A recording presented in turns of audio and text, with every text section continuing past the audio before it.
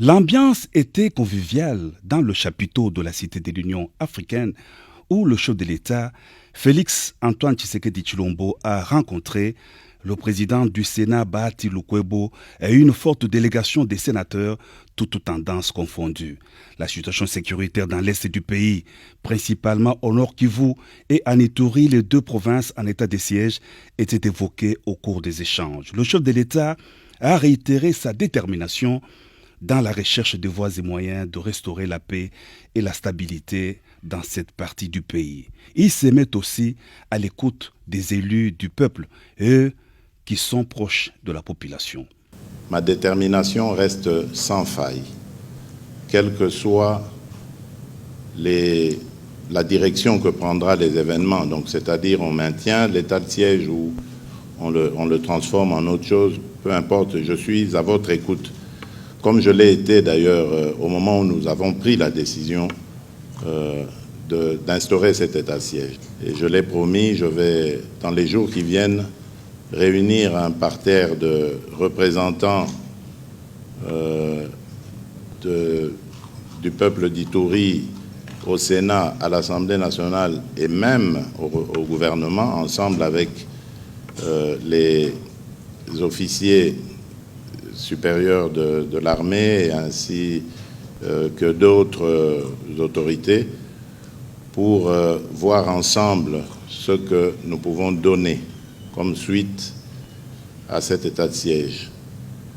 Car chaque jour qui passe et qui compte son lot de morts, d'innocents, qu'on tue comme ça par une violence gratuite, c'est pour moi un jour de torture à chaque fois. Il faut qu'ensemble, on puisse mettre fin, mais définitivement, à cette violence inutile et gratuitement violente. Au chapitre du développement de la RDC à partir de la base, le président de la République a indiqué que le programme de 145 territoires sera bientôt implanté et connaîtra sa vitesse de croisière. Je voudrais aussi attirer votre attention sur le programme des 145 territoires.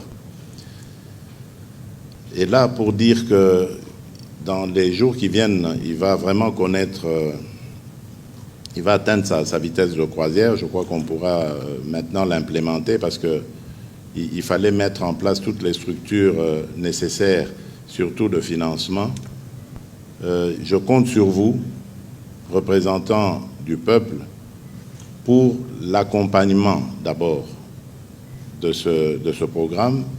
Par accompagnement, j'entends sa matérialisation. Il faudrait que, ensemble avec les élus locaux, vous puissiez veiller à ce que tout se passe sans encombre, qu'on n'ait pas de dégâts du genre détournement de fonds ou ralentissement des travaux, parce que je souhaiterais vraiment que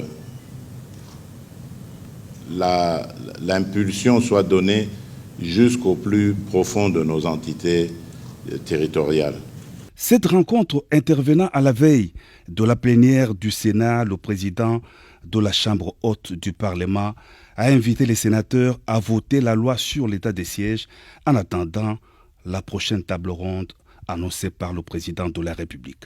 Conscients de l'enjeu, les sénateurs sont engagés à accompagner le président de la République dans la recherche des solutions susceptibles de mettre un terme à l'insécurité dans l'est du territoire national.